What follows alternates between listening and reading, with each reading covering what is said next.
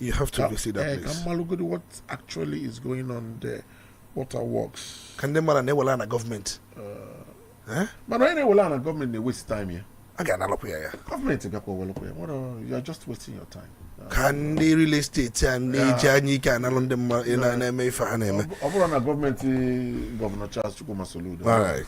Let's see if you can just say good morning. Let's see if we can just take last one and then we finalize. Good morning. Hello. You're welcome. Because no from Brighton. Oh no, we can site. Oh, Bida Road. I make a mayor. I can go alone on the channel. Because I cannot on the south. Hey.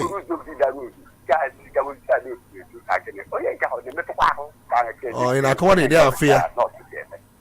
At least I didn't man. At least because when I know local government come up for the south.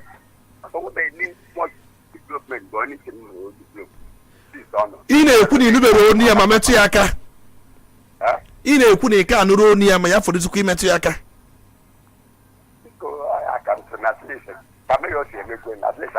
Oh, ine ku ko mekwa ife meyo Onitsha North na eme ya mekwa ya o ife ine ku. Ah, nsogbu aduro. O ga atu o ya anyi ya di ozi mana o ya we ijizo oni we ko wadalu. Inwere fi nwere ike ikwu o se da dey anu ya colleague no Onitsha South. Me ya for this ku imetu yaka. Man, I'm not from Onitsha South, even no Onitsha North, and I believe, I think his office is also open. And where complaints like this, I think it's appropriate. Us no na agwa ore okweti isi open na ikuku. Nke region office na o dey ekwu na ikuku. My name going up and with different. Na asi ya biakube na ikuku. Na ibido gi eba. Na o ga biakube na ikuku. Na mmadu ka na achi. Onye obuna with different approach of governance. Mana nke ga agbanwe because ndị mmadu chọkọ na agwafa na ikuku. Like I said, onye obuna with different approach of governance. Let I think it will be right for me to just focus on Onitsha. Okay. I want Onitsha South. I will answer those questions. But then nsogbu mana mma akpotukulia, mma akpotulia ka obia gwa ndị mmadu okwu na ikuku. Na ndị mmadu na demand is obia kubo ejize gi na eme ya stick major. Eburu exchange go standard and those are na accuse up. All right. Kedu ku ikpazi na ndị mmadu? I think this is the last broadcast I will have before Christmas. Yes. The next one go after Christmas. After Christmas, I was January. Actually, major opportunity and wish everybody, not Onitsha North, and in Anambra State in general, and Onitsha Nine, a merry Christmas, a wonderful New Year. Apiko onye obuna ga safe this Christmas season. Na yoko umwaka anyị ndị omekome biko ka ịgba no Christmas ofuma. Onye obuna shield your sword. Let's have a wonderful Christmas. Let us celebrate for once as omonne. And I pray God Almighty to bless your family this holiday season. Ka nna ekpekwa ekpele n'isi unu, and ekpekwa ekpele n'isi ezinụlọ nke m. And my young nine. A chuku nabi n'enigwe ga na-echekwa anyị. Olise bụrụ ụwa ga-agba anyị ogige. Ndị mmụọ ozi ya niile ga-anọnyere anyị na Christmas season. And ọ ga-adịla unu niile mma. Ma ndị kwetara na ọchịchị anyị na-achị, ma ndị na-ekwetara, God will always provide for everybody. And I wish you a Merry Christmas, a wonderful New Year, and a prosperous Onitsha North come 2026. That ring city mayor I jiko hera na afukwa ifun send this in social media Facebook Desmond Chijoke aina kenagi ikagwata the wise wisdom Onyele Polycarp Ebuka and the Collins Uzoma Uwakwe and so many other people I for see phone post on social media I'm so here igabe amana many of you na kene kunu juwe bi eba afọ kene kunu nenye aina kenezi kuono odurizi igente odropwizi ekwu ma ifugo ka isu eme ya oye ife anyị na-ekenezi the city mayor honorable Nweze Tony Nwora the Yankee mayor, I never the Yankee mayor, if we tease or a chaplet, you know,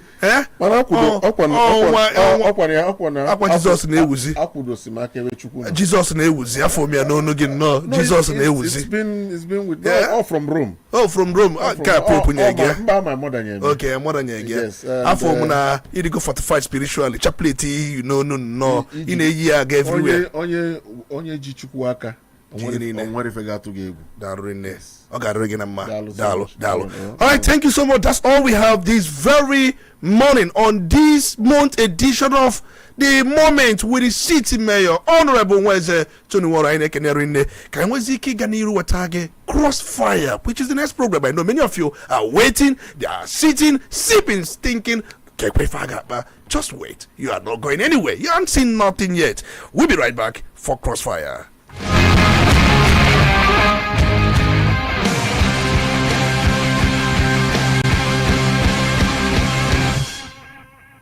I walk this empty street on the boulevard of broken dreams, where the city sleeps and I'm the only one. And I walk up my shadow's only one that walks beside me. My shadow heart's the only thing that's beating. Sometimes I wish someone up there will find me.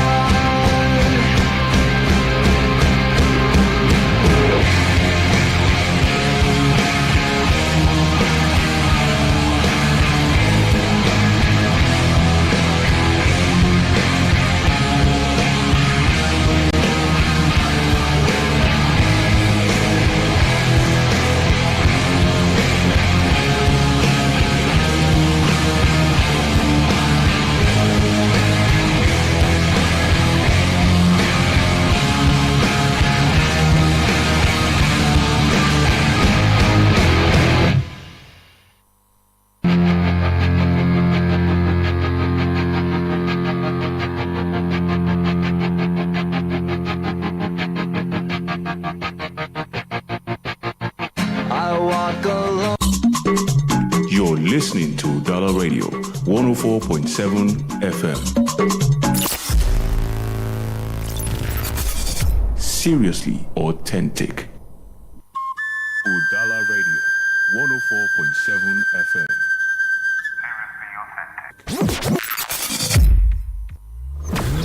When the stakes are high, the debates get hotter. When the issues demand clarity, we bring the fire. Welcome to Crossfire. Crossfire, where politics meets perspective, where issues are dissected, and where no topic is off limits. From the corridors of power to the pulse of the streets, we break down the politics, the controversies, and the decisions that shape our nation. Join Dr. Tony Olisangbeki as he puts guests on the hot seat, drilling them with the tough questions, demanding the hard truths, and leaving no room for half measures. Get ready for fearless conversations and uncompromising analysis. Crossfire, exclusive on Udala 104.7 FM Onitsha, every Saturday from 9 a.m. I say to you today, my friend,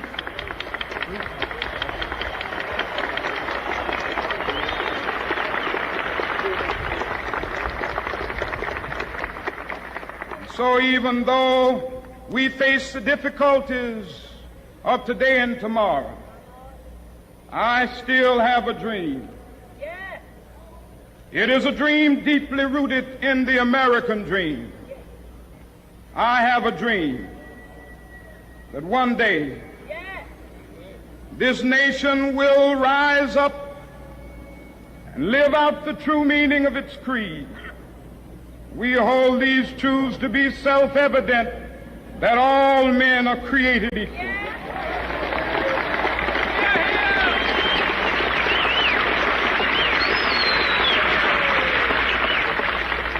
I have a dream that one day on the red hills of Georgia, the sons of former slaves and the sons of former slave owners will be able to sit down together at the table of brotherhood. I have a dream that one day, even the state of Mississippi, a state sweltering with the heat of injustice, sweltering with the heat of oppression, will be transformed into an oasis of freedom and justice. I have a dream that my 4 little children will one day live in a nation where they will not be judged by the color of their skin, but by the content of their character. I have a dream today.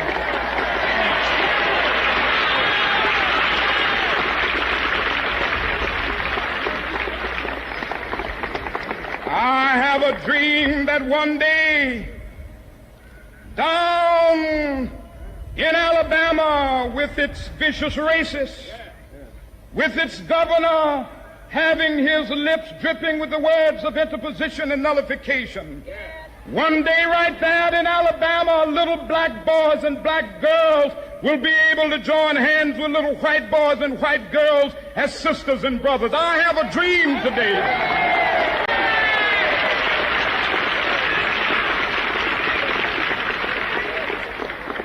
I have a dream that one day every valley shall be exalted, and every hill and mountain shall be made low. The rough places will be made plain, and the crooked places will be made straight. And the glory of the Lord shall be revealed, and all flesh shall see it together.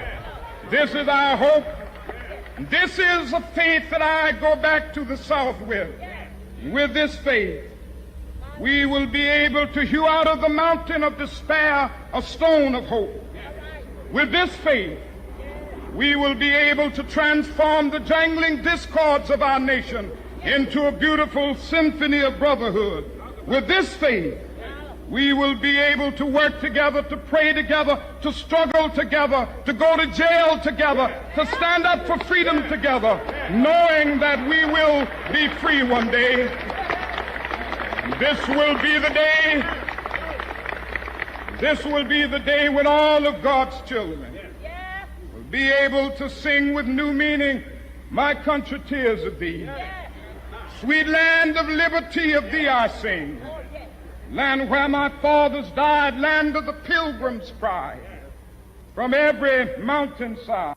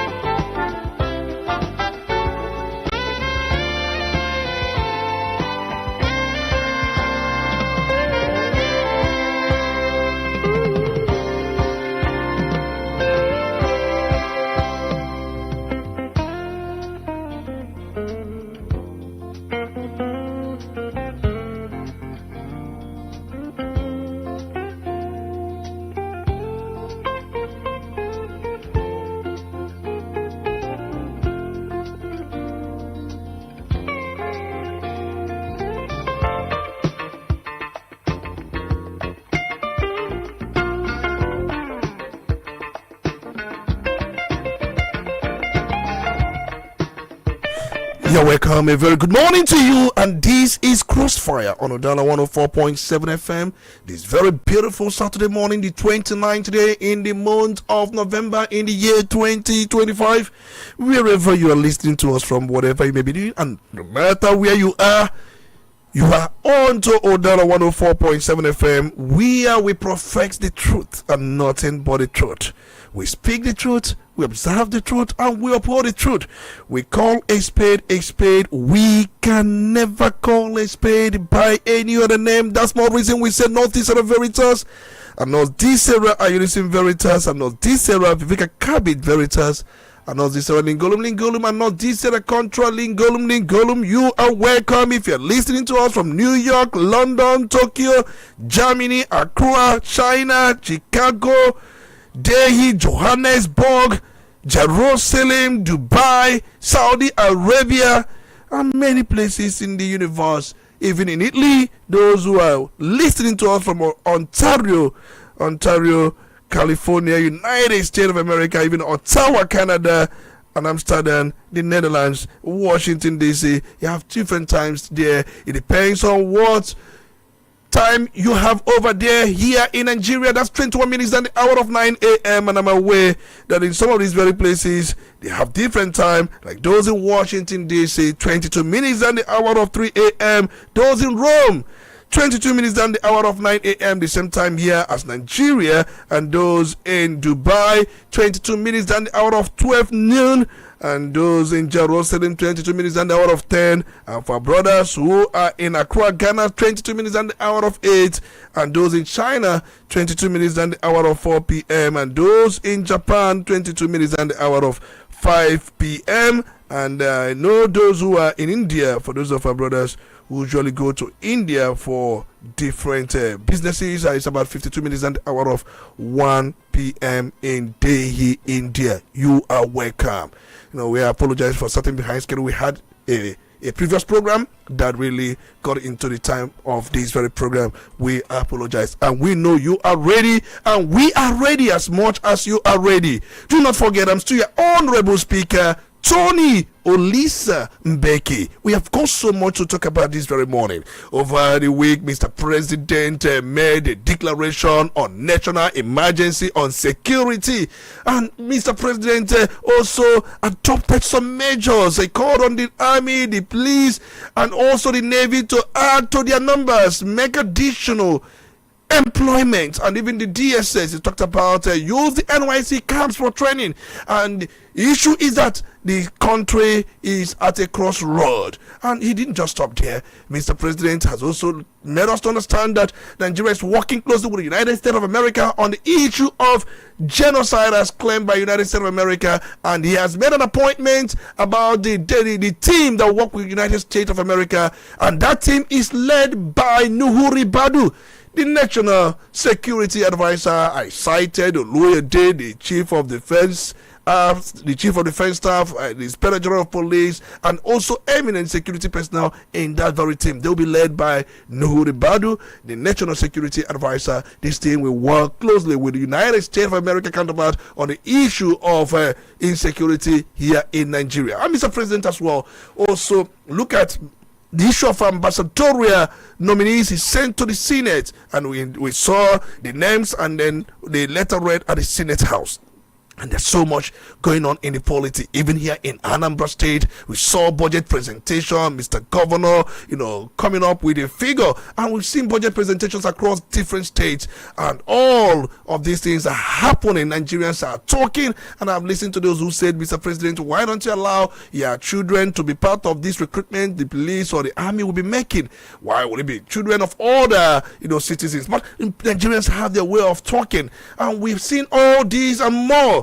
We'll be joined by a guest virtually. The guest will be joining us on the phone lines. We are going to look at this, dissect this, the implication, the impact, the effect, what government is doing, what government is not doing, and where we are and what needed to be done. There's so much to talk about this very morning on Crossfire on Udala 104.7 FM. And then we are, starting immediately because we don't have so much time to waste. I know that many of you are ready, and we are ready. We want to make a dispassionate appeal to some of us here who know that what we do here is to make things work for the betterment of everyone, to ensure that we have the kind of country we have prayed for, we have wished for, and have the kind of the polity where we can live, work safely, and then do our businesses without any molestation, and do that we are supposed to do, and then at the same time government comes in and do that they are supposed to do. That is the grand principle, and that is where we believe in everything we do. You are welcome once again on Crossfire. Let's quickly connect to our guests who will be joining us virtually on this very program. And I must let you know we have Barrister Chibu Enwezo, who will be joining us virtually on this very program. He's going to do justice to some of these issues we have enumerated on this very program. Actually, we are supposed to have a guest who would have been here physical, but for one thing or the other, something happened. So we are resorting to plan B, and that's the way we have it this very morning.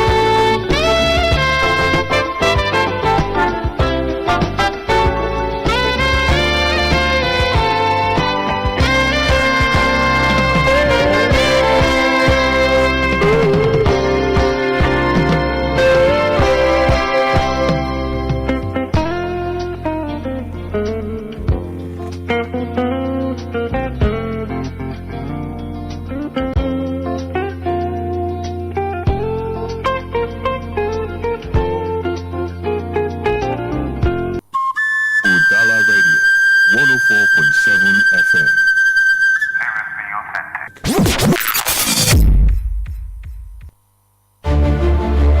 Too many women suffer in silence, beaten, shamed, and denied their place in society. Gender-based violence tears families apart, breaks faith, and weakens our culture. When women are silenced, children lose guidance, homes lose peace, communities lose strength. When women are empowered, families thrive, churches grow stronger, and the society is transformed. Men, women, leaders of faith and culture, let us stand together to end violence, uphold equality, and build a safer tomorrow. Empower women, end the violence, transform society. For reports, inquiries, or suggestions, please call 0800-400-44444. This message is brought to you by Gender Perspective and Social Development Center with support from Women Aid Collective, WACO. You're listening to Udala Radio, 104.7 FM. Seriously authentic. When the city sleeps, the river remembers. When the drums call, Onitsha awakens.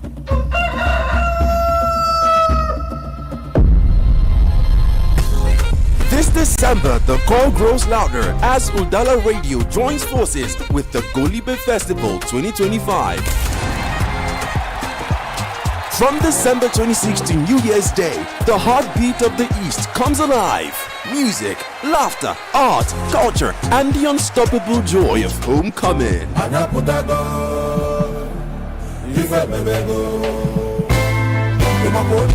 Golibe! This year promises more energy, more color, more connection. A festival for every proud son and daughter of Igbo land.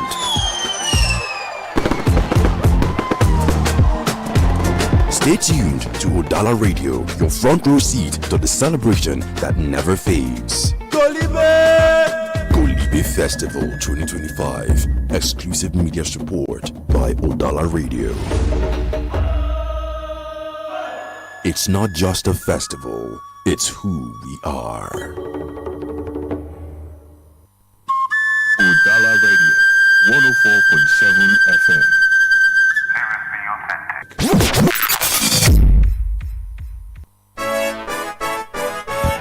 Mamma Rinezo, Mawanacha, best aluminium, Oboya, where's the law? icheta ikpuchi elu ụlọ, cheta ike, icheta ịnọdụ, cheta mma, icheta ihe ndị a, cheta Best Aluminium Manufacturing Limited na Best Aluminium. Ọ bụghị naanị ihe eji akụchi elu ụlọ ka anyị na-arụ, kama anyị na-enye ụlọ gị nchekwa, chọọ ya mma n'ụdịrị pụrụ iche. Anyị nwere stone coated roofing sheets, color coated roofing sheets. Ọ bụrụ sọ nke a, anyị na-arụzikwa elu nke ụlọ mebiri emebi, kuchie ya ọhọrọ nke ọhụrụ maka ụlọ ebe obibi gị ma ụlọ ọrụ gị. Anyị na-enyekwa ngwongwo eji esi nri nke ga-eme ka usekwu gị chaba n'anya. Waa chai, kedu ụdịrị aṅụrị ị ga-enwe ma ụlọ ọrụ gị na-egbuke ka kpakpando ma maa mma nke ukwuu. Nke a bụkwa Best Aluminium Manufacturing Group Limited na-ekwe gị taa. Egbula oge ka ị na-achọ ka mmiri tabido gị, chọrọ anyị bịa na 30/32 Anyika Street, Awado Obosi, Anambra State. Kpọọ 08064162374 maọbụ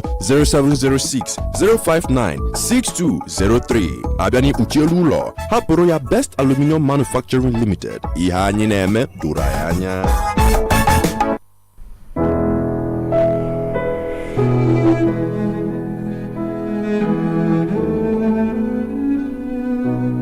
You are invited to a public lecture based on the recognitions of the work in the light of truth, the grand message, on the topic, the divine will, free will, who is in control, on Sunday, November 30th, 2025 at 3 p.m. at the Grove Center on Nature, Owelebo Layout, opposite Army Gate along Enugu-Asaba Express Road on Nature. For inquiries, 08033218274. Announcer, Alexander Benhart Publishing Company.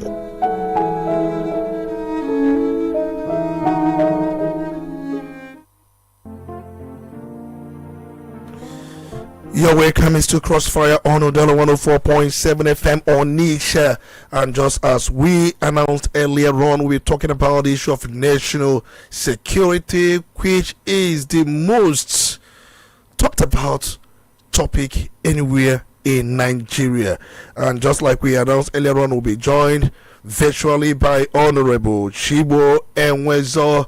He is a constitutional lawyer and also an advocate of the Supreme Court and former member of Anambra State House of Assembly. It's my pleasure to welcome you, Honorable Chibo Enwezo. Are you there? Can you hear me? Good morning, Tony, Olisa, and Becky. I'm here. Good morning. It's good to have you. It's good to have you. And we saw Mr. President declaring a nationwide security emergency. And we know also he has urged certain measures. He ordered massive recruitment into security agencies, the Nigerian Police Force, to recruit an additional 20,000 officers, raising the planned intake to 50,000. The Nigerian Army and other security agencies were also cleared to begin fresh enlistment to increase manpower across conflict zone. And also, police officers withdrawn from VIP protection duties, escorting politicians, dignitaries. They are to undergo crash and reorientation training and then be redeployed to frontline and high-risk areas. And we saw the Mr. President also authorizing the Department of State Services, DSS, to immediately deploy trained forest guards plus additional recruits to target terrorists, bandits, and armed groups hiding out in forest and remote areas. He also called on the National Assembly to begin reviewing laws that would allow states willing to establish their own police forces, that is state police, a structural reform intended to enable localized policing under state control.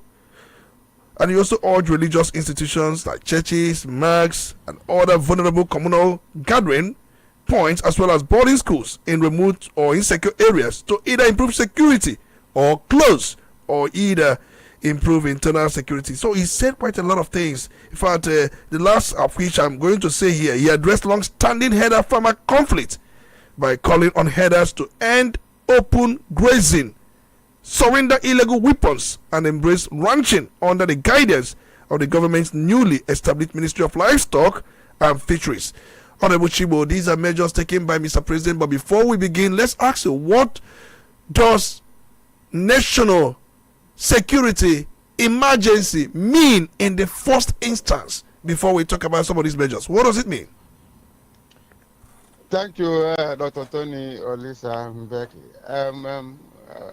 we all woke up to that declaration by the president, national security emergency. I mean, for me, what I am aware of is proclamation of state of emergency under Section 305 of the Constitution.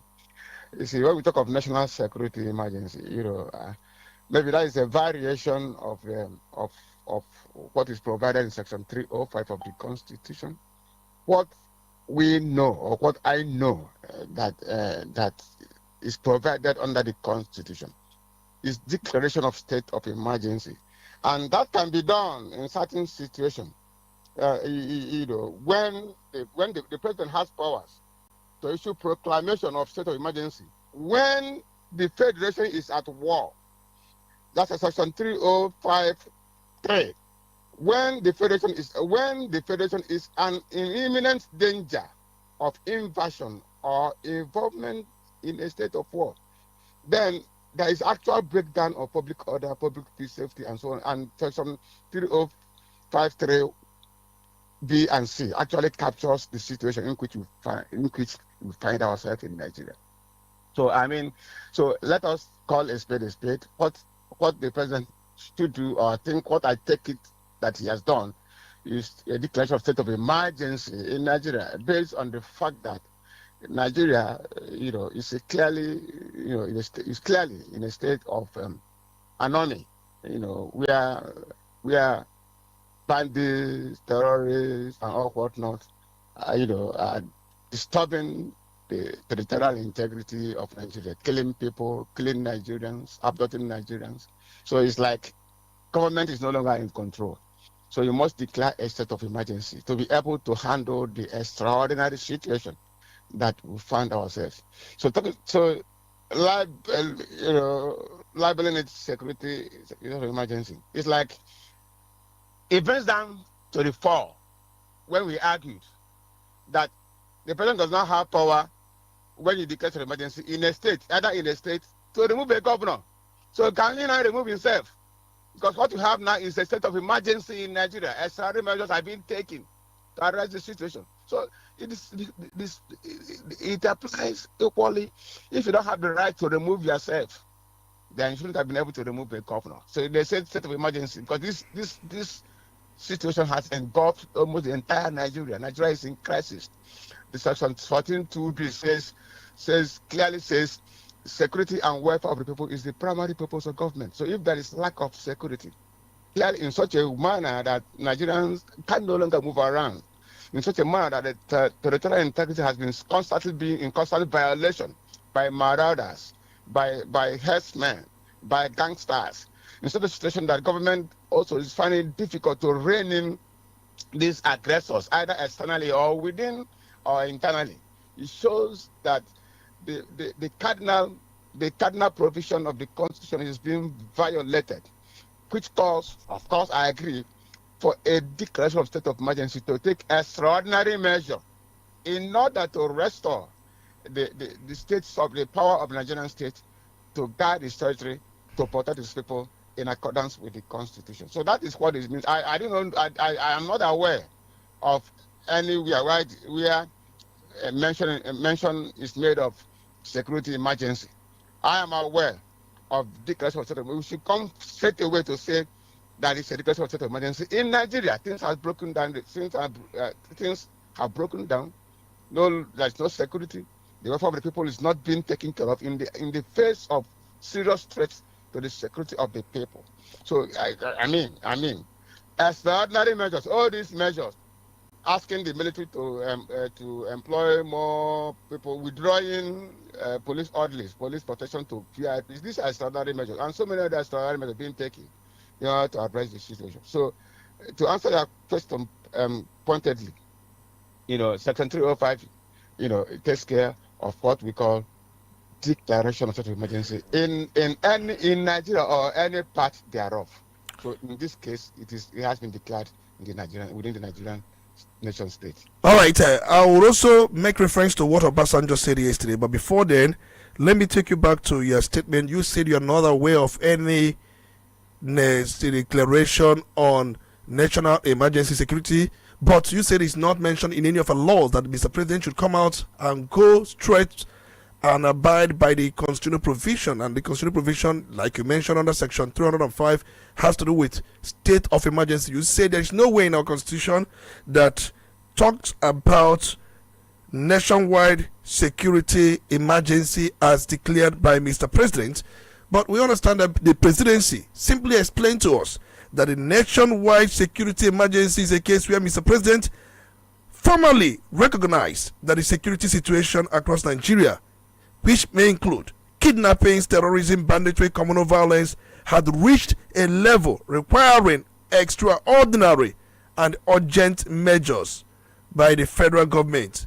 And with that, it gives the federal government and security agencies expanded mandates to undertake sweeping actions, rapid expansion of personnel redeployment, accelerated training, and special operations, especially in high-risk and remote areas. That's the explanation we were able to take from the presidency. That is what they are doing. But we know the other one you mentioned has to do with the legalization of that. You have to take it to the state National Assembly, and the Senate will also vote on it or make a resolution on that. So the ones taken by Mr. President, do you think is okay, or he has to go straight into a full-blown state of emergency across the country? No, what I'm saying is in effect, is that I think they are being haunted by the previous perversion of what state of emergency means under the Constitution. Because it has been abused serially by previous federal governments. Now, because actually, if the president now says he's declaring a state of emergency as provided under Section 305, then people will begin to ask, why wouldn't he now remove himself? Remove himself from office and appoint an administrator, like they did in Rivers State, like what happened in Ekiti State, like what happened in Plateau State during the Obasanjo regime. Because that's the perversion. I'm not aware in the Constitution where you talk about national security emergency. There's nothing like that. That is the point I'm making. What the president has done is clearly captured under Section 305. That is state of emergency. And that they should call it by that name. That is what he has done. And they have been able to let us know that under Section 305, 1, he said the president can make a proclamation of emergency only when even the federation is at war. We are not at war, but we are at war actually because we are being invaded. 1, aren't we at war as we speak? Or the federation is in imminent danger of invasion or involvement in state of war. We're not only in imminent danger of invasion, there is invasion already of our territorial integrity. Don't you have it? Hence, bandits coming from neighboring countries, destabilizing security situation in Nigeria, are killing people, maiming people, killing our forces. That is the situation. That is what the Constitution provides.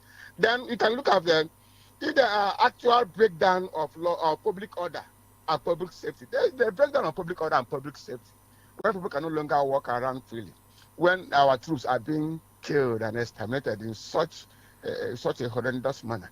Under this condition, it's clear out what you declare a state of emergency.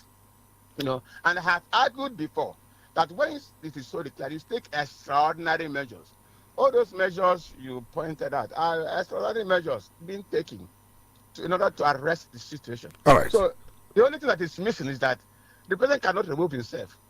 Therefore, why they are avoiding Section 305 is that if it is made public, all these powers are being exercised under Section 305. The people will ask, why did you not remove yourself as you did when it was so declared in River or other states? So you see why it is good to abide by the Constitution. So when it comes to your turn, it will be difficult for you to explain things. You understand what I mean? Yeah. There is nothing known as national security emergency under the Constitution. What is known is declaration of state of emergency under the condition I have spelled out to you under the Constitution. And that is what we have in Nigeria as we speak. All right. And all those measures you have railed out are measures rest the extraordinary situation in Nigeria. We are in a state of war. Our armed forces are being deployed. The Air Force is being deployed. The armed forces are being deployed to counter the activities of the insurgents. While in the state of war in Borno, Niger, Sokoto, Katsina, Kaduna, Plateau, Benue, almost in every part of Kwara. So Nigerian state can no longer guarantee, maintain internal security. This is why all these measures have been taken. So that is the point that I think we need to make clear, and which also suggests that we must at all times, adhere to the Constitution. This is a federation, and it is not when you don't need to take measures extra outside the Constitution in order to achieve political end. Now that there is need for us to take actual steps to ward off a real threat to our sovereignty. Now we are trying to find a way to color, what is constitutionally provided and very clear in the Constitution. So that is the point that I think I want to make. All right, let me draw your mind to what Obasanjo did say yesterday, because he has rejected calls for negotiations with bandits, insisting that Nigeria must take decisive action and embrace international assistance to confront escalating insecurity. He was actually speaking at the Plateau State Unity Christmas Carol and Praise Festival held in Jos, the state capital. I think he made a very statement on Friday, and he asked the federal government to stop apologizing and negotiating with terrorists. And he said why he was in power when he was in government, according to him, that the government had the capacity to pick up any criminal at any place, but they do that by land or by air. They have the capacity to fish out the criminal at any point, at any time. But to take up the criminal, they have to move by air or by land. But this time around, with technology, you can pick up anybody using drones. And he asks, why is the present government not using drones? That during their time, drones were not handy at that time, but now drones are handy. And he was actually speaking against the backdrop of kidnapped 26 schoolgirls at the government girls secondary school Maga in Danko Wasaga local government area of Kebbi State on November 17. In fact, in the latest assault, bandits struck the Palaita community around a ward Shiroro local government area of Niger State, abduction 24. And we've seen this from time to time. So he asked, why can't government pick up these bandits using drone? And drone has precision, according to him. That was not the case during his own time. But they were able to pick criminals, bandits, during his own time. But they moved them by air or by land. And he asked, why is the present government negotiating with bandits and apologizing with them? Do you share such thought with former President Olusegun Obasanjo? Thank you very much. I think to some extent, he's right. I'm not aware that under his regime there were pockets of insurrection in Nigeria. I'm not aware that he addressed all the issues that has to do. He called it criminals, that they were able to pick criminals. Even criminals. I'm aware that, but we can say emphatically that during his time we had better, in terms of. But to say, I don't think that he can say conclusively that under his regime we had a complete control of the. I don't think so. But the point that is being, where I agree, is that the federal government should have the capacity, to be able to flush out these people. Modern technology. They should have to have the capacity. You don't negotiate with those that undermine the sovereignty of your state. Internal insurrection, external aggressions, the international law. All you do is to wipe them out. What you do is to resist them, put them where they belong. You don't negotiate with, if it's a conflict between Nigeria and other countries, maybe Nigeria and other nation states, then you can begin to talk about negotiation for peace. What are the conditions for peace? So who are these people? Non-state actors, bandits, marauders, whatever you call them, and they have infiltrated in the nation. They are posed serious threats to the maintenance of Nigerian sovereignty.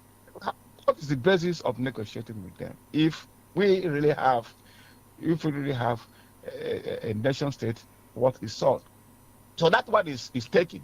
There's no basis for negotiating, or even as I heard, negotiating with them, and even you know, taking some of them to recruiting some of them to part of the Nigerian army or whatever. That is arrant nonsense. I mean, it doesn't happen.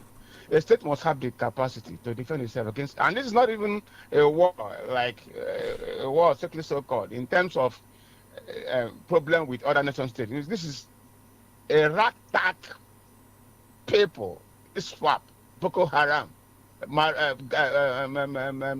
bandits. What I mean, you know, non-state actors acting ferociously within the borders of their country, and for the past many years now, 15, 16 years, they've not been able to wipe them out completely. That is a clear sign of weakness, and it's not tolerated in any part of international politics. So I think Obasanjo is right to the sense that the Nigerian state should be able to muster the capacity. Otherwise, it is a failure. I mean, I've told you, it is provided in our constitution. All right, I want to ask. That were kidnapped. Okay. All those people that were killed, kidnapped, and every one of us is also, nobody is sure. So it means the Nigerian state can no longer guarantee the safety of its people. So what is the essence of the existence of Nigerian state if it cannot maintain its territorial integrity, protect its people, guard their security? You know, if people cannot walk in any part of Nigeria without being molested, without being killed, then what is the essence of the existence of the state? That's the basis of the existence of a nation state. If that basis is eroded, then what do you justify the existence of a nation state in international law? You know, that is the point people like Trump are trying to make. You know, all right. I want to ask you, Honorable Chibuenwezo, because you've spoken at length on this. I want to ask you, because if you look around, Obasanjo did say something about seeking international assistance. Do you also agree that we need international assistance? We need United States of America to come down here and help us fight these people? Or what area of assistance are you aiming? Do you subscribe to the fact that they can come here, their troops can come here and help out in flushing out these people? Or they would just give us the guideline, we do it ourselves? What kind of assistance? Because Obasanjo said, seek international assistance. You all know about apology. Seek international assistance, but he did not in any way classify the kind of assistance he was actually talking about. Yeah, it is not done. The seeking assistance is normal, it's usual.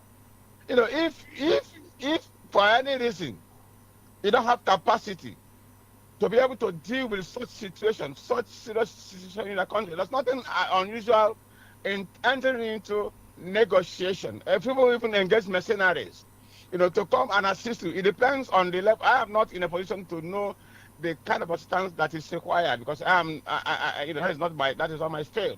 But I am talking generally. Nigeria, if Nigeria as a nation cannot on its own, without any on its own deal with these issues, and other they are bound, they should be able to seek assistance international from other countries to assist them, provide other logistics. Either it might not necessarily be that they should come as the boot on ground. They come here on ground to know. There could be other forms of rendering assistance, either providing them with the necessary equipment, logistic training, or the information that they require to deal decisively with this situation. You seek assistance. Otherwise, if you don't, then you continue to be decimated. Your people will continue to be decimated in a nation state, which is not acceptable. So I agree, but the nature of assistance is what I would not be able. So what kind of assistance would you also think of as a lay person who is not a security expert? We don't want a situation where they come down here to help us flood these people out. We've seen our soldiers, what they are passing through. Sometimes they have faced these bandits with sophisticated weapons, armament, multi-purpose machine guns, drones. They have got some of these weapons, and it's not a case of capacity now. It's intelligence is also a factor. So do you subscribe to what many Nigerians are calling? Many Nigerians are saying, Trump, bring in your troops. Do you subscribe to that? No, the point, I cannot, from that what I'm saying. I'm a lawyer, trained lawyer, deal with evidence. I cannot base Nigerians are chorusing, Trump, bring their troop. I will not say, Trump, bring your troop. No. But the point I'm making is that we need assistance. It depends on the nature. Then it is the duty, responsibility of the military apparatus, of the military high command of the presidency to know what assistance did they actually require. If it requires them coming physically, of course. But if it is something that they need to, maybe they need more sophisticated equipment, they need better intelligence to be able to know where to locate better equipment, to know where exactly, and logistics, deployment of necessary arsenals to try them and decimate them. Of course, why shouldn't they go that route? All right. But I will not say, I wouldn't talk like, I think I am an informed person. I will not chorus the opinion, bring people to come and know. If that is the extraordinary method required to deal with it, yes, so be it. But if it is not required based on what is on ground, probably what it requires is proper intelligence, more sophisticated arsenals of war, training our people. Then all right, I got that. To deal with the situation. I got that. Because we are in an extraordinary situation. Okay. Extraordinary measure, including seeking and getting foreign assistance to deal with it, is acceptable. But the nature of it is what they have to work out and make necessary demand for that from the foreign countries that are willing to assist us in that regard. All right, I want to ask you, because you've made your points clear and your thoughts clear on those areas. We saw a situation where all military personnel attached to the Government Girls Comprehensive Senior Secondary School, MAGA, in the Danko Wasaga local government area of Kebbi State, where 22 schoolgirls were abducted. They are currently facing interrogation at Defense Headquarters, Abuja. Now, there was this allegation that the soldiers withdrew from the school before the attack. They were attached to that very school. The moment they withdrew, the bandits abducted these girls. And there is this belief that there was a case of complicity where they had a prior knowledge of this attack and they decided to withdraw based on communication level. And these soldiers have been sent to defense headquarters where they are facing interrogation. What is really happening? Does it mean that these soldiers, some of them, are aware of the coming of these bandits? Does it mean that some of these soldiers are working with bandits to the fact that they withdrew from that secondary school before it happened? So what's their take on this?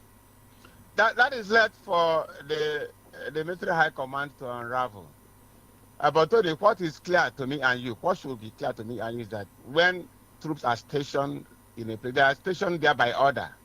Superiors must have been given another, they're stationing them to do, and they can never withdraw except the order came also from the right quarter for them to withdraw. They cannot just withdraw on their own. It's not possible. When you do so, that is an act of waging war. You see what I mean? So what we should be looking at, who are those that gave them the order to withdraw? If they actually, you see what I mean? Yeah. But they cannot withdraw. They were sent to guard a place. Eventually, they withdrew, and people came to attack the schoolgirls. Who gave the order? Where did the order emanate from? All right, it's part of the interrogation, because they have to really say who gave them the order. They cannot, on their own, decide to withdraw from that posting, except that there is chain and command, except they were commanded or directed to do so. Who directed them? Why did he have to issue such directive? What did he know that what information was available to the person that was not available to Nigerians? Are they in cahoots with these people that are troubling Nigeria? If they are in cahoots, what is the level of their involvement? Why wouldn't the law take its course against them? To what extent have they been sabotaging Nigerian security efforts? To what extent? What measures have been taken in order to put them in their place? So these are things. It's not a question of now looking at the troops on ground and saying you are questioning them. I know, and we all should know, we all know that military men act on authority. Those people that were there, we are stationed there by the superior command, and they will not be able to leave that place except those superior command also issues a counter directive. So could it be that the superior command may be the one who had this communication with the bandits, ordering the troops to leave that very place and the moment they left, the bandits attacked and abducted his children. So that is why such coincidence? What happened to General Brigadier Boba? You know, why did that happen? Those people that those soldiers that withdrew themselves from that spot. Why? Who commanded that withdrawal? Who posted them in newspaper? Who commanded? Because there's no way they will all withdraw on their own volition. There must have been a command transmitted for them to please leave that place or come back to the barracks. All right. And they left and these people attacked.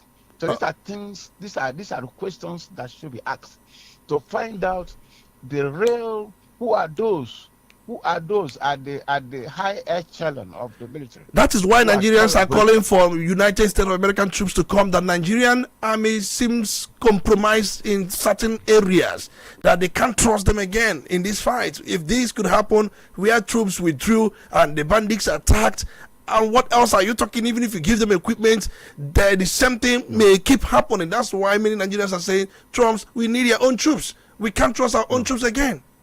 Nigerians at that level are not in a position to tell Trump to say that we need Trump's troops to have put on ground. That is not, what all we are saying is that if there are fit columnists, if there are people who are support, they should be fixed out and dealt with according to law. Okay. That is not enough, to now begin to chorus. I've said earlier, if it requires that American troops should, no, but it does not. If that is required based on the understanding of the actual situation. But we are not going to by sentiment because troops some less compromise that the American to know. That is, that logic does not shine. All right. But what we should base on practical, what exactly do we need? What kind of support do we need? If there are people sabotaging, they should have intelligence.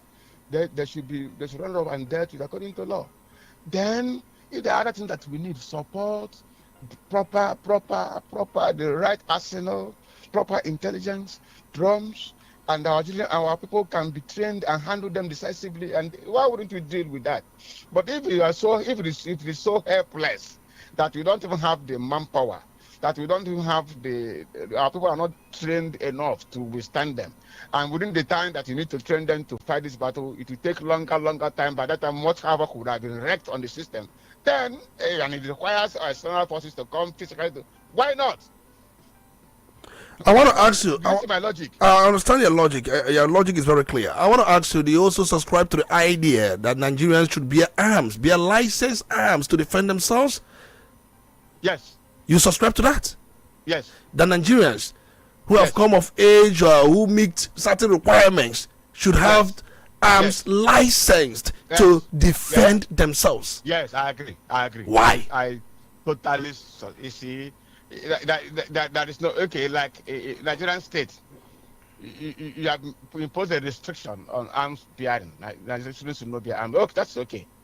But non-state actors bear arms unchecked, bear arms, and you make your people vulnerable to their nefarious activities. At any time they approach, people are vulnerable. Towns, even communities are vulnerable. They decimate communities in Benue State. You had Otto, former governor of Plateau, when he was lamenting, they nearly killed Otto. People are vulnerable. It's not. It is quite not normal, unfair for communities. People don't bear arms, but you're not able to bring out a mechanism to check the proliferation of arms in the hands of non-state actors. They bear arms freely, attack communities freely, but the people are helpless. In Southern Kaduna, they are helpless. They can't attack them. They can't resist such invasion or such incursion into that territory. But when those people know, because they are human beings too, that they could be resisted, by people, then they'll be more cautious. And people will be armed. So people should be able self-defense is a clear. It's noted in international and municipal law. People come to kill you and you say, please don't defend yourself. And you make them vulnerable. You're not taking any step to defend them. You that are supposed to defend them, you are not defending them, in the manner that they should be defended. And asking them not to defend themselves. You're also not doing things to stop those people who are attacking them to deal with them according to law. I mean, what are we talking about? So I am completely in agreement that communities should be able to bear arms, people should be bear arms, raise arms in order until this is one of the extraordinary measures, of course, right. until in such a way that those people who are in those communities should know, or they come to terms with the fact that the police should. What about abusing the arms? What about abusing the arms? Because people, when they bear arms, they may abuse it. They may use it for other things, not or just only. Abuse. Yeah. What of the use? Abusing. You talk about abuse. The arms are already being used to kill Nigerians. Abuse is one of the fringe issues. Yeah, it's being used. You're not talking about the illegal use of those arms to kill Nigerians in their thousands. You're talking about abuse. What is the abuse all about? Okay. Because they don't deal with the use. What use would that be? The use is that it will help to help communities to resist such incursions. The abuse can be such, but the use. We are running away from abuse, but we are not confronting the issue of use. So what use those arms has been deployed in the hands of these people to decimate Nigerian nation? Nigeria is crumbling. So national integrity can no longer be maintained. Our constitution seems to be looks like paper tiger. We are not working according to the constitution. The Nigerian state is being decimated, and we are talking about abuse of arms by otherwise law-abiding citizens. For me, I don't think that should be the argument for now. What should occupy our mind is how to enable government should be able, or enable our people to have the capacity to challenge if attacked by these people. You don't allow your people to be killed in such number. All right. Of Nigeria, you make them susceptible to such attacks. You make them easy prey to the antics of desperados, the antics of certain elements in the system. Most of them not, I understand, from some of them from outside the Nigerian state, outside the country.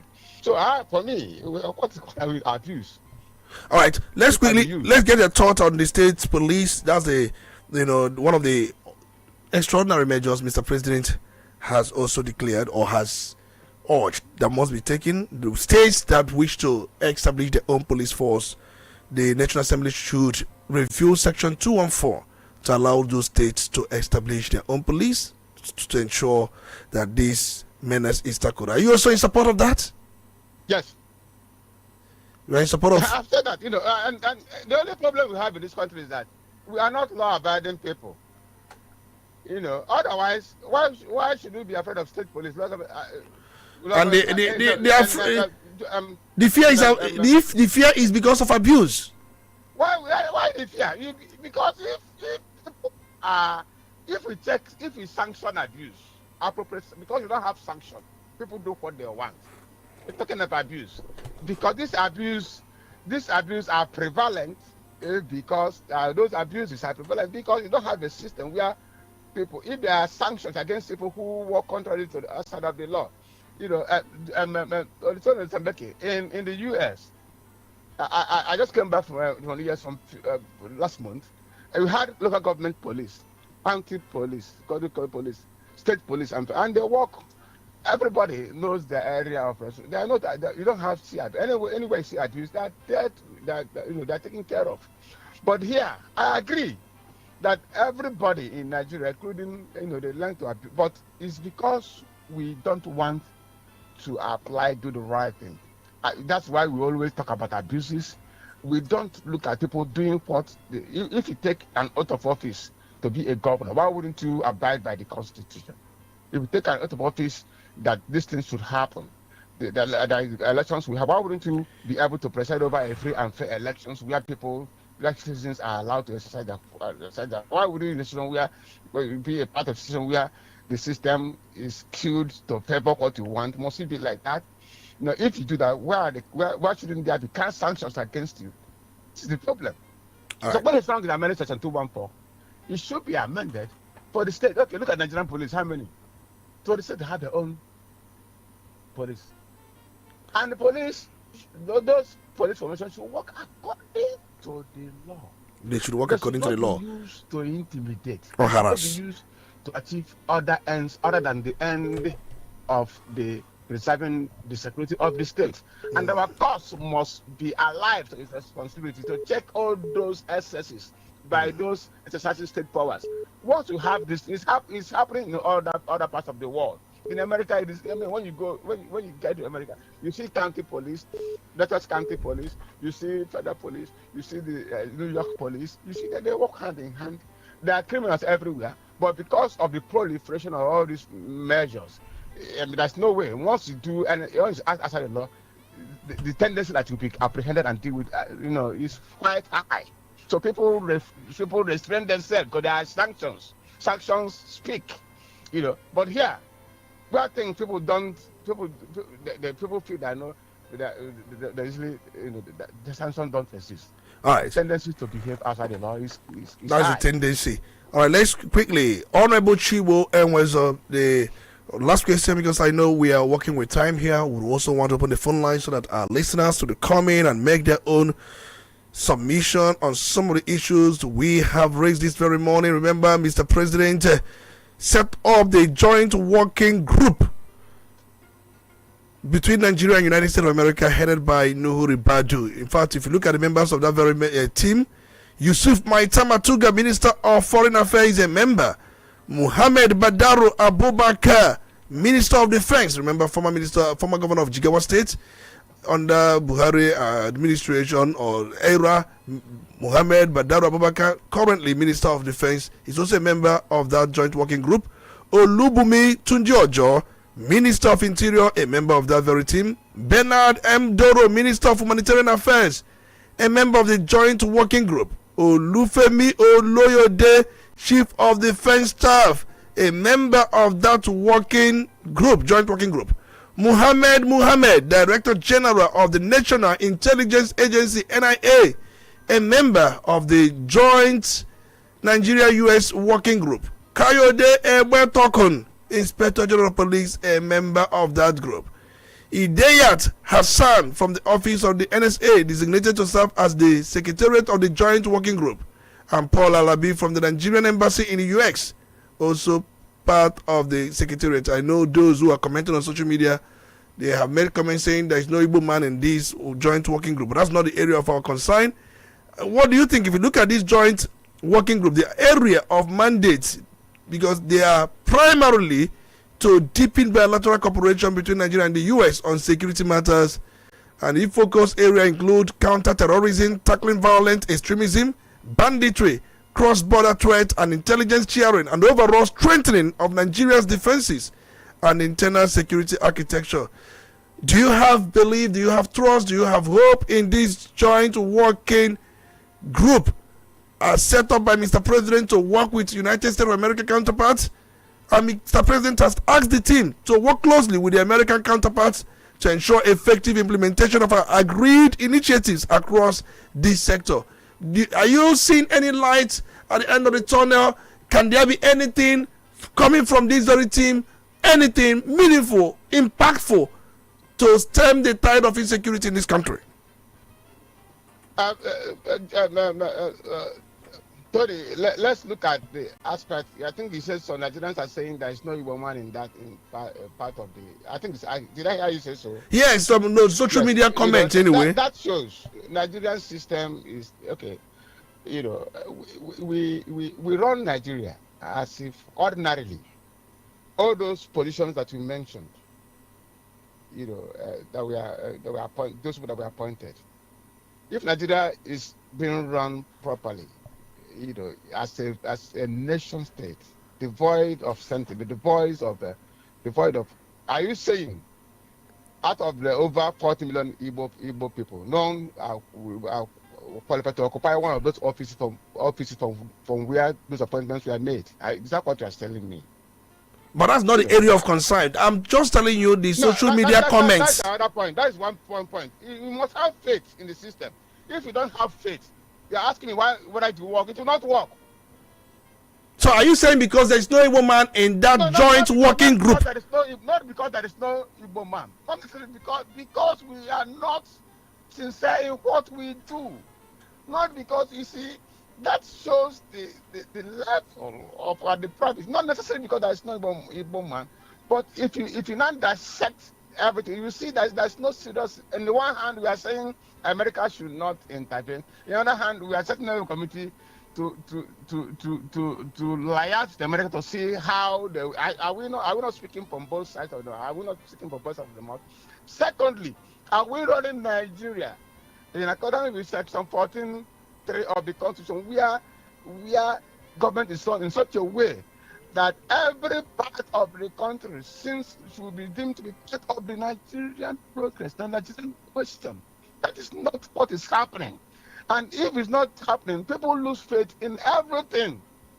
When people are losing faith, it will be difficult to make serious positive input in the progress of a nation. So how are we always acting in such a way as if that we don't have what kind of national acceptable mode, even when that is imprinted in our constitution, to say, mode of governance, in order to drive and sustain public confidence in the actions of government. Now, from what you said, many people, if don't have confidence in what is being put together, and if there's not that confidence, it affects the capacity, cohesion, the moral authority of those people to act. So why would it be so? I don't do things based on tribal line, but honestly, it has come to a situation where we will not ask ourselves. Let us know these are obvious anomalies. So it has become obvious even before the blind, even to me who is blind in terms of, but it has become obvious to me. How many member committee that was supposed to negotiate with the US, and there's no level of reflection in this country. I remember when we were writing, in those days we were writing exam exam, you score 250, 260, they said they won't take you because they had product system, people from other places. Why are they not applying, even when in the face of the fact that we have... All right, but they are just 10 in number. They are just 10 in number from what I have cited. They are just 10. 10 in number. So all those, and those people were appointed based on the opposition they occupy. Yes. Are you saying that in truth, in fact, in all honesty, nobody from the Southeast is qualified to occupy any of those offices from where this appointment? But can we leave that and look at what this group or this team will be doing with their U.S. counterpart? I have outlined areas of their focus: counter-terrorism, violent extremism, and so many things. Mr. President charged them, and I asked you, can anything good come out from this team? I am saying that not much will be achieved. It's just cosmetics. It's just it's nothing. It's just motion without nothing. Even Trump himself knows that nothing much. Trump himself does not have confidence in what we do, based on his actions and utterances. Are you not hearing it? Under that system, do you think they take these people serious? The American president doesn't have so much confidence in what we do, in our capacity to do things right, in our capacity to stay the course. So you are putting those people to go. The American counterpart does not have so much respect for the system that are coming. 827-6694. Remember, you can make a comment on our social media platforms on YouTube at Udala FM. You can also do so on Facebook. Search for Udala FM. Search for Crossfire. You can also do so on TikTok, on Instagram. We have many channels through which you can make your comments or make your submissions. We are pretty ready, waiting to listen to you. But let's go straight to the phone lines. Remember, Honorable Chibwenwezo is still on the line. Let's go straight to the phone lines. Remember, this is Crossfire on Udala 104.7 FM. Good morning. You are welcome. It's good to have you. Good morning, are you there? Good morning. You're welcome. Honorable Basilu. You're welcome. Calling you from Onitsha. You're welcome, Honorable Basilu. Good morning, sir. Okay. Please go on. My question is, Tony, is Nigeria still not a failed country. And I want to know what makes a failed country. Another one is a country where the institutions are no longer working. Everything, I'm not hearing what you say. the institutions are failing, the judiciary are failing, the executive equally has compromised. Because what is going on in security apparatus today is well known. Even the bandits, terrorists have already been saying it, that the government know where they are. What happened when the security apparatus was wrong? It's not a mistake, it's a deliberate. Because if the president, our president, is still in control, we will know who asked those people to withdraw. If our president is in control, I think our president is no longer in control. Some people that are compromising, some people that are with terrorists are in control. Because the terrorists have come out and tell us that they are in control. And when you see what is going on, it's become openly and verbally that these people are in control. My question again is, what is our Southeast governors doing to, because are they waiting when this thing comes very close to us, that we know what to say, they come together and do what they're supposed to do? All of them now are going for party. Nobody is care of the security of the individuals in this state. What are we going to do? If something is going on like this, how about the people, the lay people, the ordinary citizens in the streets?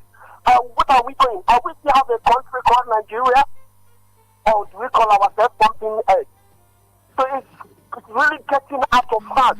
And I think that if government is not doing it, let me base my own support for what Olusegun Obasanjo did. Let us seek for external support. That we have external support to help us redeem our image as a Nigeria country. Because after this, if Nigeria did not do something, I'm telling you, Nigeria is going down and going down. Someone was the same point that is very important. They said that why is it that not any Southeasterner that is among the delegates to the United States of America? This shows you who we are. This shows you how these people believe in Igbo nation, believe in Southeast. See what happened to Nnamdi Kanu? If it was another people that has the same quality problem with Nnamdi Kanu, they will never give this kind of judgment. The other person was a terrorist, given 20 years imprisonment. And I know within 20 years imprisonment, they will bring that man out.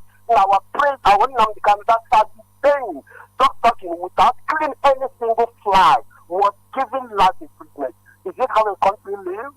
What is the justice? What is the justice? What is the equity? What is everything that's supposed to follow the democratic system of government? It's no longer finding our country. Don't in my heart is bleeding. Thank you. Thank you so much, Honorable Basilogo. I guess Honorable Chibo, you got some of the things he said? No. Can you please? All right. Because I want to find out, Honorable Chibo, I want to find out if you got some of the things Honorable Basil said, or you got some parts, you didn't get all of them, or you didn't get. I didn't get him clearly. I was hearing his voice, but I was unable to clearly. All right. He asked important questions, but then maybe I will be interpreting these questions to you. But let's take another call. Good morning. You're welcome. Okay. Good morning. Good morning. You're welcome. It's good to have you. Yes, this is the voice of good to be good from Iyala. Good to be good. Calling from Iyala. You're welcome. Thank you very much. I want to ask the barrister. Yes, according to what Obasanjo was saying, that Nigerians have now. Are you there? Oh, sorry, we lost that very conversation. He said he wanted to ask the guest lawyer Chiwenwezo a question about what Obasanjo said, but he couldn't go on with that because of network failure. Please try as much as you can to call back and think the Obasanjo was also going towards that line about what Obasanjo said, and he totally agreed with the guys that why wouldn't we have an Igbo man as a member of that very joint working group team set up by Mr. President. Let's go back to the phone lines. Good morning, you're welcome. It's good to have you. Hello, are you there? You're welcome. Chidi Chukuma reaching you from Mbo. Chidi Chukuma calling from Mbo. You're welcome. I believe that you are hearing me. We can hear you very well. Chidi. Yes, my request to our guest. Talking of the declaration of the state of emergency on security. This is not the first time. But in most cases, it is very, very hard for Nigerians to see any changes at all. Because most of the time, the president will not match to what is action. And I think that is the problem that we are facing in this country. Because in most cases, you discover that the people that benefit from all this insecurity will never allow any changes to come. I agree with Obasanjo that we need help. In a situation where we cannot help ourselves, why are we pretending as if we have the capacity when we don't have it? Americans have the capacity, and they are the police of the whole world. Everybody must understand that one. We need their help to come out of this quagmire because we don't have the capacity to face the challenges. Nigeria is no longer a safe place for anyone, and we keep on giving excuses. And we're hearing the voice from the people that speak from their comfort zone. If you are not directly affected by this insecurity, then you continue to give one reason or the other. Sovereignty. Why are we claiming sovereignty? We have already lost our sovereignty in a situation where you can't save the life and property in a situation where the country is in anarchy and somebody is still claiming sovereignty. We have lost our sovereignty. The evidence that the government is in a place is where law and the others right. But here in Nigeria, there is no orderliness in this country, and that is why we will not continue to claim sovereignty. We have lost our sovereignty. The situation has pushed this country into a primitive era when life was short, nasty, solitary, and nasty. That is the situation in this country. The life is no longer safe, and the people are talking about the sovereignty. Let's call America to help us. If you think that you know the situation, you are not better than Obasanjo. This is the one that I've seen it all. It is good that we are hearing from him this time, agreeing that we need the help, and somebody who don't even know the situation about security situation is claiming that we don't need American help.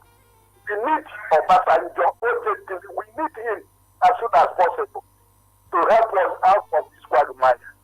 Thank you. All right, thank you so much, Honorable Chidi Chukuma, saying we need American help. We need them to be here, and he totally agree with what Obasanjo said. Good morning, you're welcome. It's good to have you.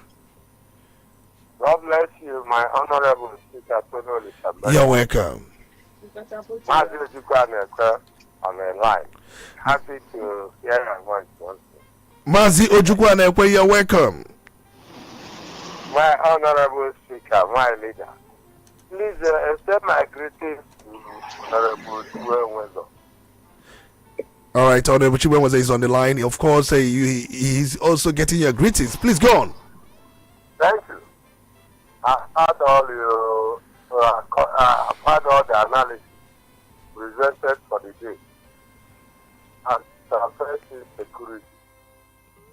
In my own basic intuitive wisdom, we are practicing too many laws in Nigeria, and that is the reason why we hardly harmonize. You know, the North practices monarchy. Me and you in the Southeast, we are Republicans.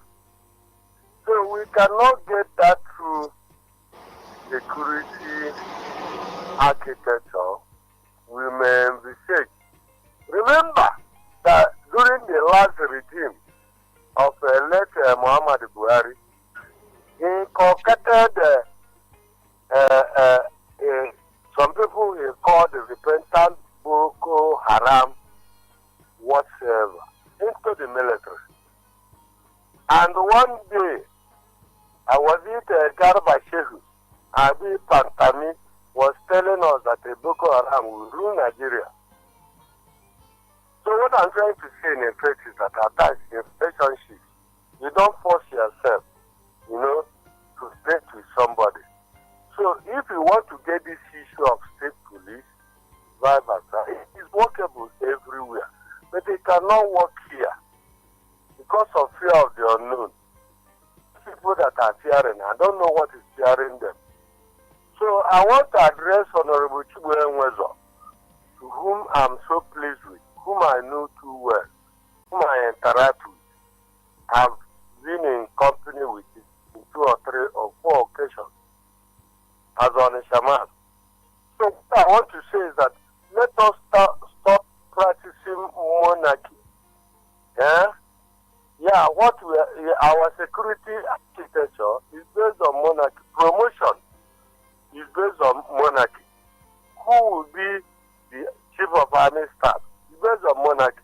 Who will be the inspector general, including under sundry our security agencies, including the SS. So my suggestion this morning, sir, is this, that we should abandon that in as much as we have accepted that Nigeria is a confederation. Thereby, let us, every region, let us regionalize everything. You see that insecurity will stop.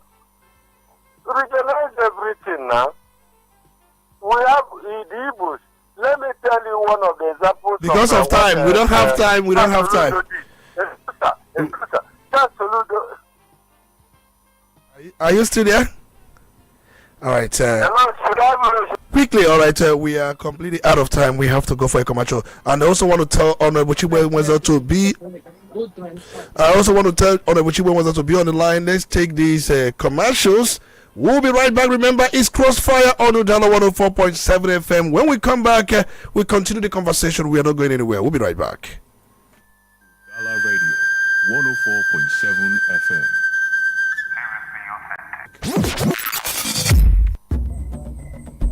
When the city sleeps, the river remembers. When the drums call, Onitsha awakens.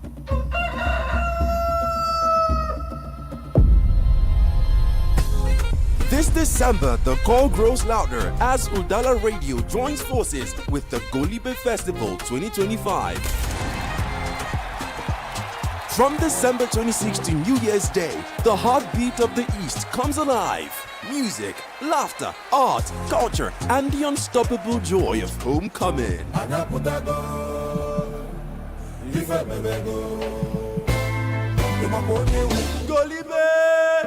This year promises more energy, more color, more connection. A festival for every proud son and daughter of Igbo land.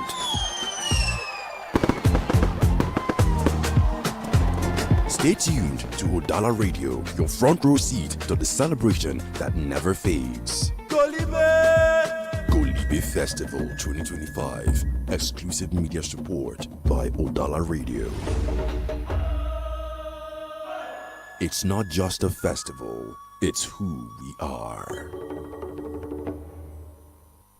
Quality bread, Wendy's bread, for your family breakfast. Wendy's bread, Wendy's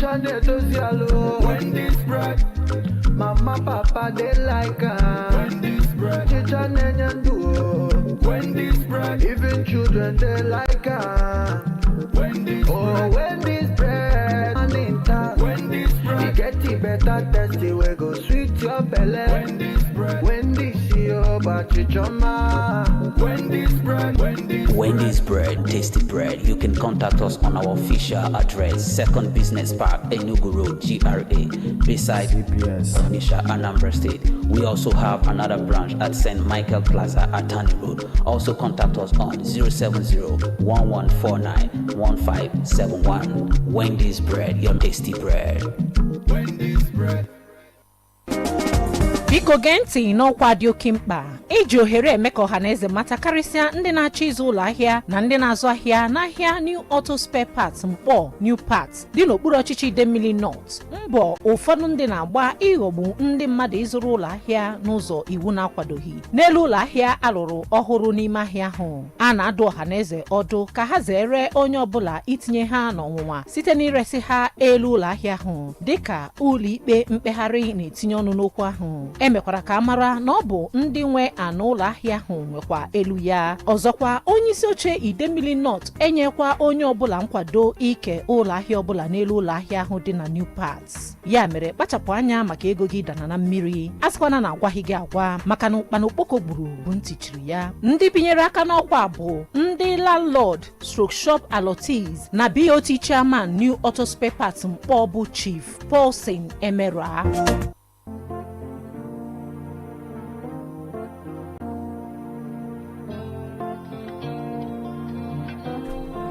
You're welcome back. It's to Crossfire on Udala 104.7 FM Onitsha this very beautiful Saturday morning, the 29th day in the month of November in the year 2025. I'm still your Honorable Speaker, Tony Olisambeki, and we are still connected virtually with Honorable Chibo Enwezo. He's our guest this very morning. We've been talking about the state of the nation, insecurity, precisely. That's what we've been talking about, and he has been on there.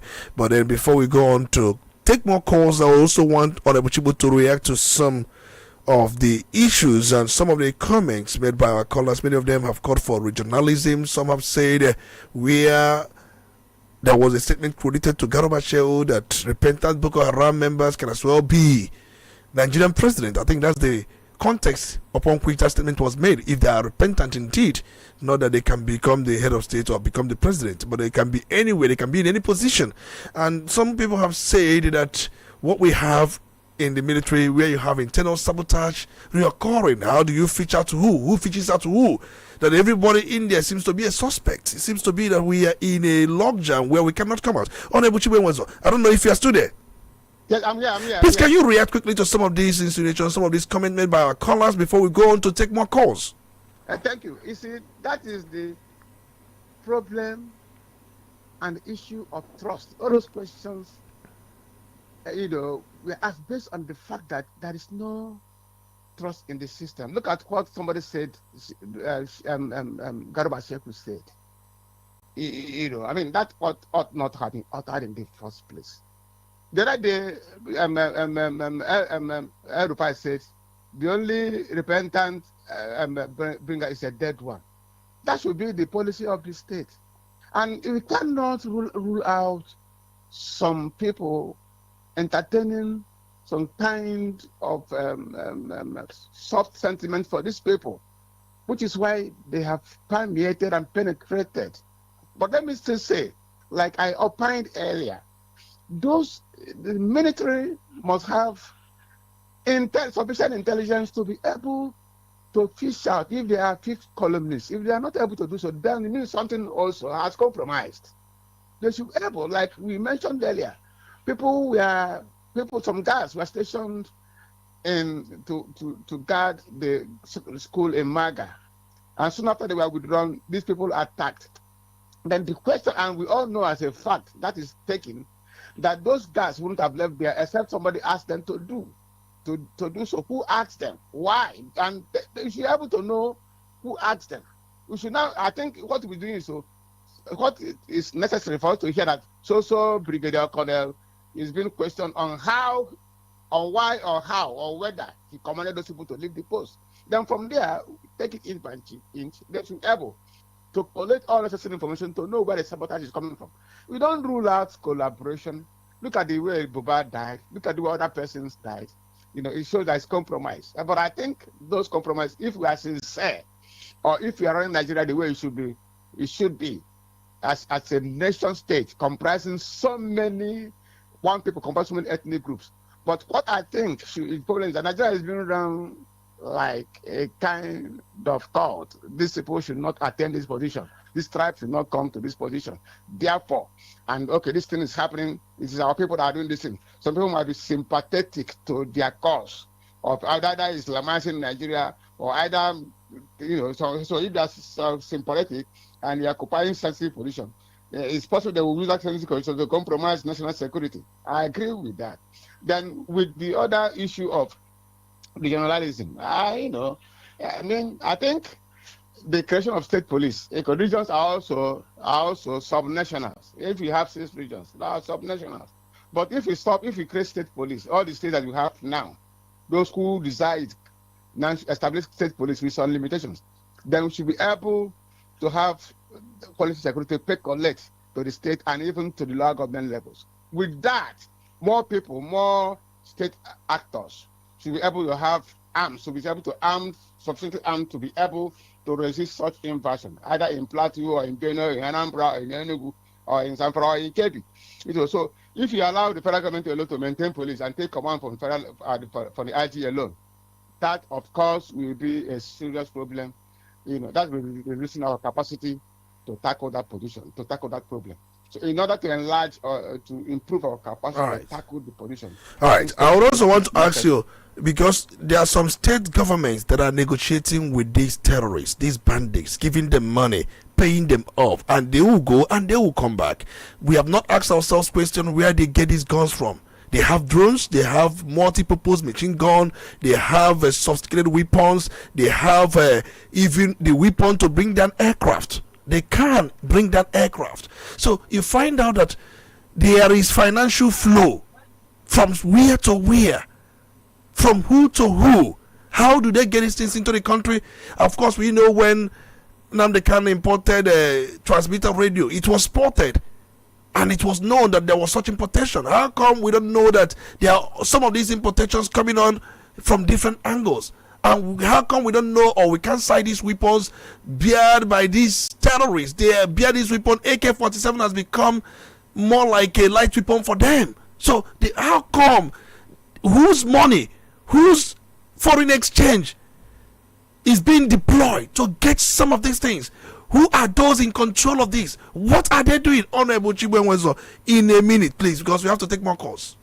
Yes, that is the problem, Tony Lisambeki. Even El-Rufai was ahead to made an assertion that the Kadose government gave the bandits 1 billion naira. So much money. And nobody has come out to say, look, that is not true. Nobody has refuted that allegation. It has not been refuted. It means it's true. And talk less of other governments negotiating with them and giving them resources, and they are attending functions in the presence of state actors. That is clear. That is clear sabotage of the Nigerian sovereignty by government, those who are in government. That should not be done. And somebody was saying that we don't have sovereignty again. When state actors will collaborate with these people, attend wedding, move around with them in form of negotiation, members of National Assembly, we cited with these terrorists, that we don't have sovereignty. Do you agree that we don't have sovereignty? Not that we don't have, it undermines our sovereignty. It's not that we don't have sovereignty. We still have head of state. We still have functional positions. But it undermines our sovereignty, which is why if it doesn't undermine it, why would Trump be saying that they are going to send people through? It means that because the sovereignty has been seriously compromised. So it undermines sovereignty. So do you think we can come up with a legislation, national legislation, against negotiating with bandits, where it becomes a criminal? Tony, you don't need legislation. As we are now, when you negotiate or when you deal with there's a criminal, somebody who has killed somebody, and has taken what he has killed, and your way has killed somebody, has come to your place to hide. You are part, or you should be taken by law as one of those people that has encouraged that stealing. So you are committed. So let's quickly take some comments because of time. We'll come back to you, Honorable Chibo. There are laws that replace. You don't need law to say. All right, you said there are laws already about this. We don't need a new law, but let's hold on to that thought, Honorable Chibo. So let's go straight to the phone lines. We're gonna come back to you, Honorable Chibo. So let's go back to the phone lines. Good morning. You're welcome. It's good to have you. Good morning. You're welcome. You are welcome. Hello, good morning. We can barely hear you. Good morning. I want to ask a question. What's your name? Where are you calling from? That's the protocol, please. From Onitsha. What's the name? I want to ask a question. What is the job of this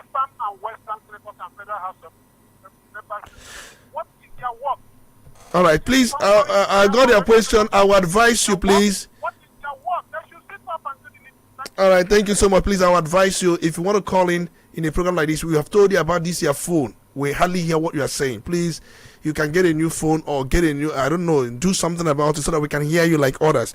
Let's go back to the phone lines. Good morning. You're welcome. It's good to have you. Hello, good morning, my speaker. You're welcome. Good morning also, our guest lawyer. Just go on. This is Akamere. Okay. And Akamere is calling from Fiji. You're welcome, Akamere. Okay, so I want to say something. You know, the questions have been asked, why is not an Igbo man added in those lists? I want to say that the reason was because, you know, when Trump gave that threat for the first time, we got the information that some of them were saying that it was the IPOB and the Igbo people are just, you know, trying to tell the Trump about the genocide. That might be the reason why they don't want to add any Igbo man, because they are thinking that may escalate the problem. That's the reason why, for me, this is what I am saying. This is the reason why they did add an Igbo man. And I want to say something here. See, these people, I don't know whether they are thinking that Americans are like African countries and they are not checking what is happening. Because these people that are sending there, some of them, if you check them very well, you know that some of them are supporting all this insecurity because they knew that they are eating from it. Many times, some of outside countries have told us that they have gotten the names, the list of the people that are supporting this terrorism, and they gave it to federal government during Buhari regime. Since then till now, we never heard about things that is happening. I know that governance is continuous. As this thing has happened now, Tinubu will get the information about those people that are supporting this terrorism. Why is he not bringing those names now so that we can fight those people? I want to tell that these people, they know what they are doing. Thank you. All right, thank you so much. Please, we also implore you, make it in a minute because we have limited time and we must give our guest time to also wrap up. Just make your submission in less than a minute, if possible, please. Good morning. You are welcome. It's good to have you. Good morning. Are you there? Good morning, my speaker, Tony Mbeke. You are welcome. It's good to have you. This is the voice of Honorable Ignatius Okoye from our Kingdom. You're welcome, Honorable Ignatius. You're welcome. Calling from Newe. Please go on. Yes. My speaker, there's nothing like repented Quran. Repented banking. That is not obtainable. The people with the ideology, before you can remove a person with a kind of ideology, with repentance, is not there. Unless you wipe that ideology that is in them. The only good repented is the dead one. Like one of our kids is so this is a ploy to enroll them in the military. When they say they are repented and pardon them, what I see them in the military. That's why they are fighting like a well-trained soldiers. This is where we have a problem. And I don't know whether this government can solve that problem. We are in a big mess.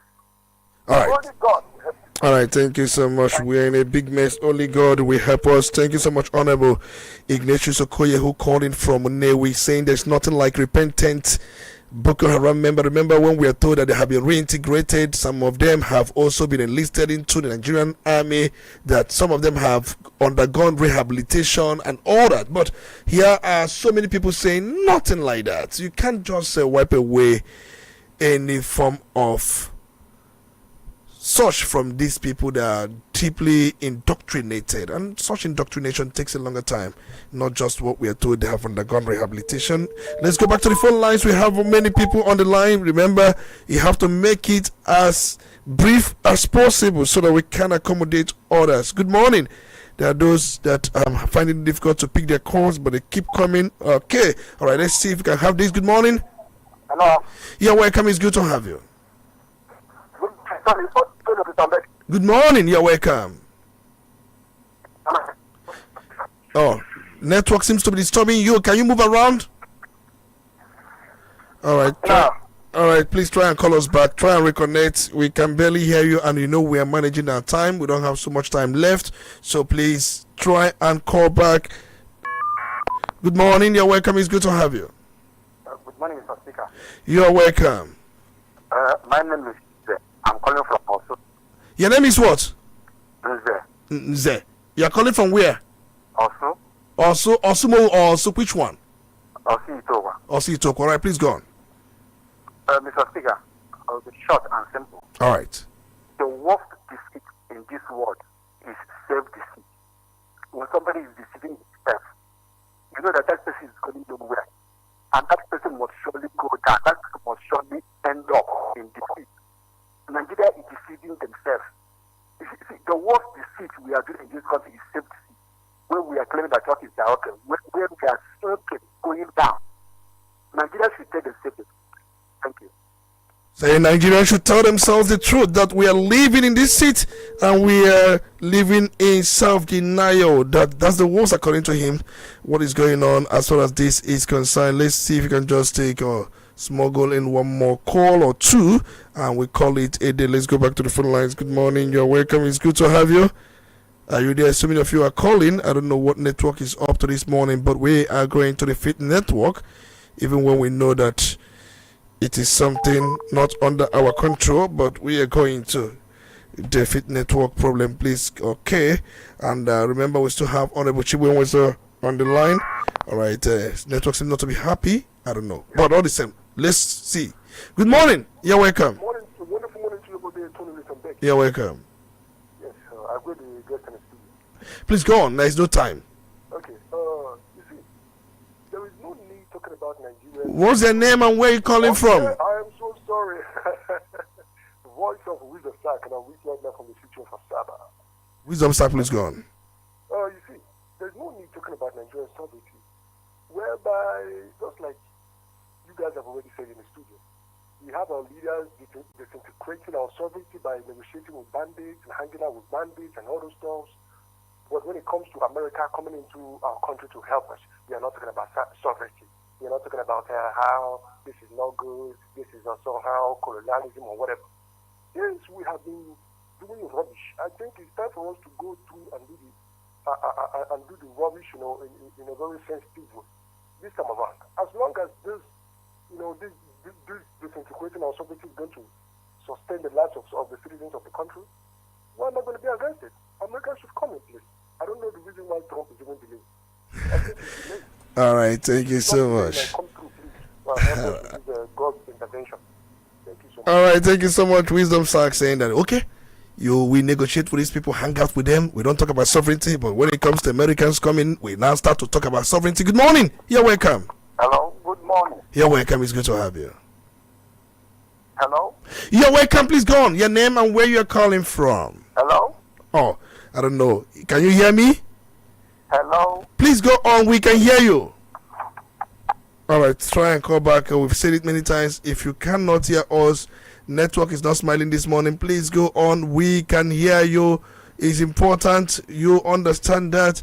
All right. We have. All right. Let's allow Chibwenwezo to come in at this point because we're completely out of time. Chibwenwezo, are you still there? Honorable Chibwenwezo. Yes, I'm here. Quickly, let's round up because of time. Let's have your final take because we're completely out of time. Yes. So, Tony, the government, the aggregate of what you are saying, or what I'm saying is that there are issues, compromise here and there. I do not think, looking at the facts that are on the table, that Nigerian government, present and past, are really determined to really have the sort of commitment that is required to put an end, or rather putting an end, or to drastically reduce this insurgency in Nigeria, due to some other sentiments that have been on play, due to some other policies that have been on play, on display in the past, for the past 15 years. Look at what Edufai say. Look at what we see play before our very eyes. Why do we be engaged in such dalliance with non-state actors? this suggests compromise. It suggests lack of seriousness. I think that should be looked into and decisively, the issue of the insurgency decisively dealt with by the authorities concerned. All right, thank you so much, Honorable Chibo Enwezo, a constitutional lawyer, an advocate of the Supreme Court, a public affairs analyst, and a commentator. Thank you so much for your time this morning. It's my pleasure. All right, thank you so much, everyone, for your time, for your patience, those who contributed, and then those who made some statements on on our Facebook. I don't know if we can just appreciate them on social media. Can we do that? Because we know very well it is not easy also to make a comment. I don't know if we can do that quickly to appreciate those who have made comment on our social media. Okay, there we have it. Okay, about a few of them anyway, and then we have some of them. Goswill Okoye, Emeka Nelson, Okoye Angoleka, Joseph Nwa Jacob. Okay, many of you made some comments, valid comments, and Mazi Wori Chikwadorum Osinachi. Of course, many of you, say that Obasanjo said what he said is nothing but the truth. Okay, that's Mazi Chikwadorum Osinachi. Mr. Tony, tribal politics is killing Nigeria. And let's be specific. There is nothing good that will come out from that, from the team sent to US. Because President Trump is not interested in delegates. Okay, many comments here. Okay, good morning, Mr. Tony. This voice of Emeka reporting from Asaba. Mr. Tony, are you trying to say that there is no security threat in the southeast? Is there no security threat? Oh, quite a lot of comments. We cannot take much of this. Thank you so much, everyone, for your time, for your patience. We're going to do this next week. This week, we're going to come back with Crossfire. Thank you so much. My name is Tony Olisambe. Do have a wonderful weekend.